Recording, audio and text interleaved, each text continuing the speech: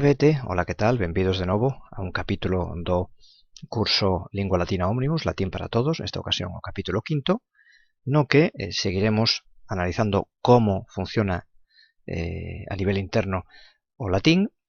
Deterémonos especialmente en como debemos traducir os casos latinos que vimos no capítulo anterior e tamén presentaremos a primeira declinación. Ben, como se traducen os casos latinos? Ben, sabemos que galego, castelán, inglés, francés, calquera das linguas que temos así máis próximas a nós, non utilizan casos, non expresan as relacións sintácticas mediante casos, senón mediante a orde de palabras e tamén o uso das preposicións. O latín utiliza preposicións, tamén, veremos en capítulos sucesivos, pero menos ca nós. Así que, o que imos ver agora é que para traducir os casos latinos, varios deles imos necesitar preposicións. Non para todos. Vexamos, o nominativo, que como vimos no capítulo anterior expresa a función de suxeito e atributo, tradúcese sen preposición ninguna. Habitualmente, cando teñamos que traducir unha oración latina, colocaremos a palabra que este en nominativo en primeiro lugar da oración, antes do verbo. O vocativo, que cumple a función de apelación e que normalmente está claro nunha oración latina que vai cumprindo esa función porque vai entre comas ou mesmo leva un signo de admiración, tamén se traduce sen preposición. O acusativo, que expresa o complemento directo ou circunstancial, tradúcese, dependendo dos contextos, con preposición ou non. Se vai cumprindo a función de complemento circunstancial, xa avanzo desde agora que en latín, no propio latín, vai precedido dunha preposición. Por lo tanto, xa o traducir a preposición que leva diante, pois temos solucionado o problema. Traducimos a preposición e logo a palabra que este en acusativo. Pero se non leva preposición, iso quere decir que en latín vai cumprindo a función de obxecto directo, ou complemento directo, como lle queiramos chamar. En ese caso, temos que seguir as normas do galego. O galego habitualmente coloca o obxecto directo, por regla xeral, despois do verbo, e normalmente tamén sen levar ningunha preposición diante. Hagas nas ocasións en que require a preposición a, que indicamos aí. De acordo? Así que, a continuación do verbo, e, cando é necesario, segundo a propia estrutura do galego o demande, poñemos a preposición a ou non. O xenitivo, complemento do réxime ou complemento do nome, será traducido sempre coa preposición de. O dativo, que obxecto indirecto, complemento indirecto, será sempre traducido coas preposicións a ou para, dependendo da que nos soe mellor en cada caso, en cada contexto. E o ablativo, que en por sí, como xa dixemos tamén no capítulo anterior, funciona como complemento circunstancial, é outro dos casos xunto co acusativo que pode levar preposición en latín. É fácil de lembrar. En latín poden levar preposición os casos que comezan por a, acusativo e ablativo. Os demais non, con algunha excepción que veremos máis adiante. Así que, regla xeral, preposición solamente pode ir diante de acusativo e ablativo. Se aparece unha preposición, como fixemos antes co acusativo, traducimos a preposición e a continuación a palabra. Se o ablativo, que como dicemos en por sí, funciona como o complemento circunstancial, non leva en latín ningunha preposición diante, temos que probar con calquera desas tres que aparecen aí. En, con ou por. Calquera desas tres ou unha desas tres, prácticamente en todos os contextos que nos podemos atopar en latín, van funcionar. De acordo? Pasamos agora a ver a primeira declinación. Todas esas palabras que vemos aí son da primeira declinación, porque na forma incompleta, na forma que leva guión, ten ae, ou lemos ae. Rosa, rosae, agrícola, agrícolae, puella, puellae, terra, terrae, flagma, flagmae, umbra, umbrae, copia, copiae, nauta, nautae, pirata, piratae e audaquia, audaquiae. A inmensa maioría das palabras da primeira declinación son femininas. Iso explica que o galego e o castelán, como linguas derivadas do latín, teñan a terminación a moi asociada ao xénero feminino, porque así tamén era no latín. Algúnas palabras, que son as que están marcadas aí de cor diferente, agrícola, nauta e pirata, son masculinas. Normalmente son nomes de oficios que eran polo común desempeñados por homes. Agrícola, que significa labrego, nauta, que significa mariñeiro, e pirata, que significa o que parece. En canto a rosa, pois non hai moito que decir, é transparente. Puella é como se di en latín, rapaza, moza. Terra está exactamente igual en galego. Flagma sería chama. Umbra, sombra.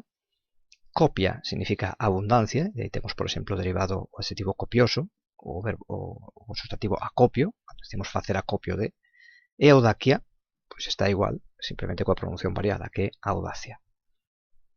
Ben, todas esas palabras e outras máis poden aparecer con diferentes terminacións, ao ser o latín unha lingua casual, que no caso da primeira declinación son estas: nominativo a, vocativo a, acusativo am, sinitivo ae, dativo ae e ablativo a. 6 terminacións para os 6 casos no singular. No plural hai outras diferentes, ou non tan diferentes, que son nominativo ae, vocativo ae, acusativo as, sinitivo arum, dativo is e ablativo is. Como vemos, hai varias que se repiten, e isto xa avanzamos no capítulo anterior.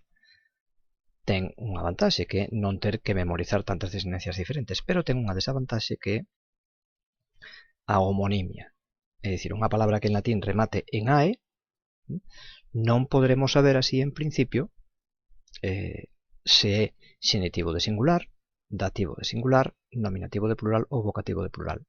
Ten esas 4 posibilidades. Agora ben, na oración na que estea integrada só irá cumprindo unha delas. Saber cal desas funcións vai cumprindo é traballo do traductor de latín.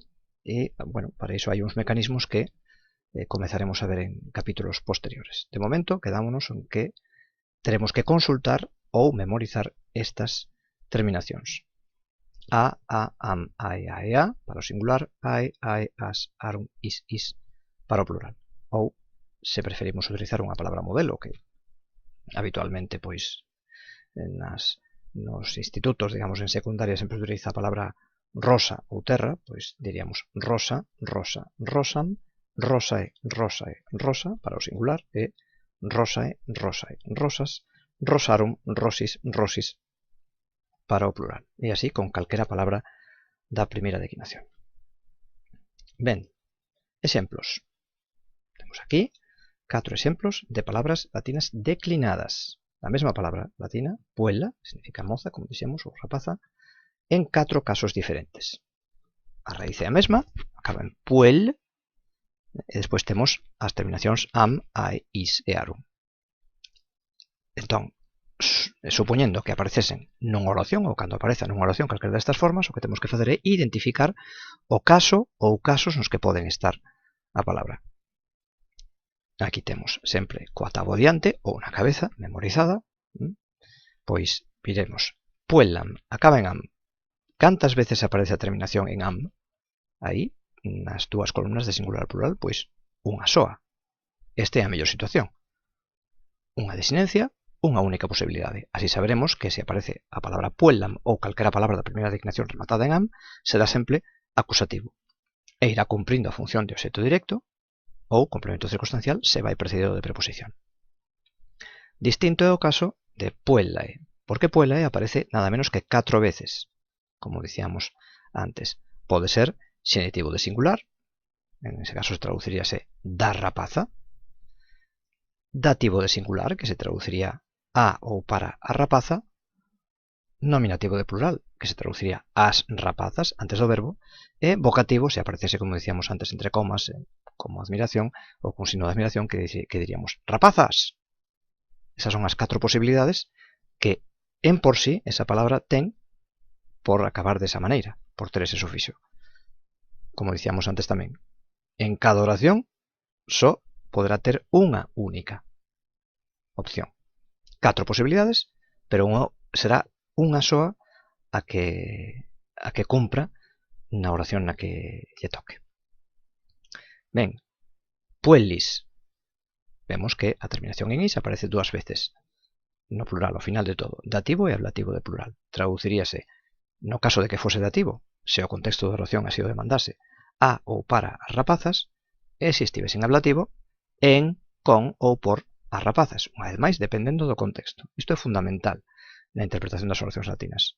Saber deducir o contexto, saber interpretar o contexto. E, finalmente, temos en puellarum unha terminación que é máis cómoda, igual que nos pasaba ao principio con puellam, porque arum solamente aparece unha vez, e sería o sinitivo de plural, complemento de résime, o complemento do nome, que se traduce sempre coa preposición de, e ao ser plural, a traducción desta palabra e la soa sería das rapazas. Para que quede ese cadro un poquinho máis claro, vamos ver 3 exemplos de oracións latinas moi sinxelas nas que aparece esta palabra e algunha outra.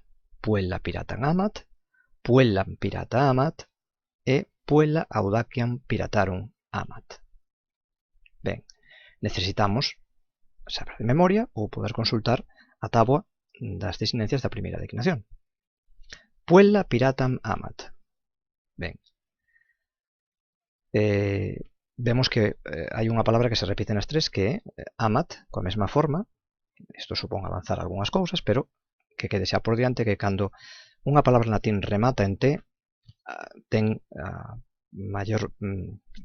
altísimas probabilidades de ser o verbo de oración. E ademais se vai situada ao final da oración máis aínda, porque esa é unha tendencia moi marcada do latín literario, situar o verbo final da oración, unha tendencia que está claro que non existía nas linguas, no latín popular, o antepasado auténtico das linguas romances, porque ningunha lingua romance actual sitúa na súa expresión habitual, coloquial, incluso na norma, a colocación do verbo final da frase. Senón, a nosa colocación habitual da orde de palabras é suxeito, verbo e resto de complementos. Habitual, non digo única. Entón, amat, nestas oracións, é o verbo. E ao rematar en T, avanzo tamén cousas de capítulos posteriores, está en terceira persoa de singular.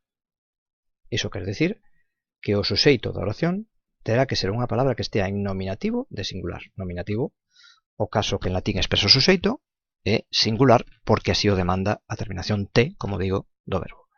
Así que, os dos sustantivos que temos na primeira frase, que son puella e piratam, comprobamos que puella, rematando en A, ten estas dúas posibilidades. Nominativo e vocativo de singular. Podemos descartar o vocativo porque non vai entre comas nin leva signo de nominación. Así que, únicamente nominativo de singular. Temos xa o suxeito e o principio da frase. Cousa que, como iremos vendo ao longo do curso, facilita moito o traballo do traductor. Logo temos piratam, vemos que remata en am. Imos ás desinencias e vemos que só aparece unha vez. Acusativo de singular, obxecto directo. Polo tanto, o suxeito é puella, o verbo é amat, aínda que estea colocado ao final, e piratam é o obxecto directo. A nosa traducción debe ser a rapaza ama, este é o significado do verbo, que penso que é bastante transparente, a rapaza ama o pirata. Non a rapaza o pirata ama. Non debemos reproducir a orde de palabras, como digo, que é a propia do latín literario, a tendencia moi marcada que ten de colocar o verbo final. Nos debemos colocar o verbo donde o galego nos pide, por uso. A rapaza ama o pirata. Seguinte oración, as mesmas palabras, pero algo cambiadas. Vemos que agora puella non remata en A, senón que remata en am. E piratam non remata en am, senón que remata en A. Entón veremos que aquí os papéis están cambiados. Puellam está agora en acusativo de singular. É dicir, o obxecto directo, a pesar de que está ao principio da frase, non é o suxeito. Pirata, en segundo lugar da frase, vemos que remata en A, coas dúas posibilidades que víamos antes, o nominativo de singular e o vocativo de singular, das cales podemos descartar de novo o vocativo de singular. E amat, o verbo exactamente igual, ama. Agora, a análise que fixemos das desinencias deixounos claro que o suxeito non é puellam, que víamos que estaba en acusativo de singular, o obxecto directo, sino que é pirata. Así que a oración agora di o pirata ama a rapaza. Entón, fixadevos que non cambiou a orde de palabras, pero sí cambiou a interpretación da oración. Por qué? Porque o latín, precisamente, por esta característica de indicar a función da palabra na frase mediante desinencias, ten bastante liberdade a hora de ordenar as palabras. E esa orde de palabras, en moitas ocasións, non coincide coa nosa habitual. Esa é unha das grandes dificultades que ten ao principio o estudante de latín, que interpretar a orde para non liarse. É dicir, procurar non seguir a orde de palabras do latín e simplemente poñer os significados das palabras. Porque se fixésemos iso, sin prestar atención ás desinencias, aparentemente a traducción destas dúas frases sería a mesma, porque rapaza aparece en primeiro lugar e pirata en segundo lugar. De acordo? Finalmente, unha frase un pouquiño máis complicada. O verbo sigue sendo amat. Vemos puella, de novo remata en A. De novo doble posibilidade, nominativo de singular, vocativo de singular. Descartamos o vocativo, polas razóns antes expostas. Audaciam, outra palabra que acaba en am, igual que puellam aquí, igual que piratam aquí, sempre que unha palabra da primeira declinación remata en am é acusativo de singular ou xeito directo. E logo temos piratarum, con esta terminación arum, que nos aparece aquí, xenitivo de plural. De acordo? Como ordenamos agora? Pois igual que antes. O suxeito en primeiro lugar. Temos unha palabra en nominativo de singular, outra en acusativo de singular e outra en xenitivo de plural. O caso que en latín expresa o suxeito é o nominativo. E ademais que este en singular é perfectamente coherente coa terminación T, como comentábamos antes, que nos verbos latinos expresa a terceira persoa de singular. Así que a nosa primeira palabra na traducción é a rapaza, imos ao verbo, porque despois do suxeito debemos colocar o verbo, a rapaza ama, que colocamos agora o obxecto directo. Audacian é o obxecto directo porque leva a terminación de acusativo. A rapaza ama a audacia. E agora temos piratarum, quedamos en que era xenitivo de plural. Pois necesitamos poñer a preposición de, que é a que traduce sempre o xenitivo, e a palabra pirata, pero en plural. Non do pirata, senón dos piratas. A rapaza ama a audacia dos piratas. De acordo? As tres oracións de novo. A rapaza ama o pirata ama a rapaza e a rapaza ama a audacia dos piratas. Unha conclusión que debemos sacar deste traballo que acabamos de facer de traducción sinxela é que o latín non ten artigo determinado nin indeterminado. Acabamos de traducir estas tres oracións con artigos. A rapaza ama o pirata ama a rapaza e a rapaza ama a audacia dos piratas. En todos os casos pusemos un artigo determinado que en latín non se expresa. Así que sempre que traducemos unha oración latina debemos estar alerta porque temos que poñer sempre artigo. Moitas veces calará moi ben o artigo determinado, pero en algunha outra ocasión, como veremos, haberá que optar polo indeterminado. En todo caso, esa opción entre determinado e indeterminado é bastante intuitiva. Cando traducimos unha frase latina, xa o propio contexto nos vai orientar para escoller entre o, a, os, as ou un, unha, uns, unhas. Así que, bueno, pois espero que quedase todo máis ou menos claro. Bueno, pois aquí remata o capítulo 5 de Lingua Latina Omnibus. Valete, chao, chao, e ata o próximo capítulo. Seguiremos avanzando.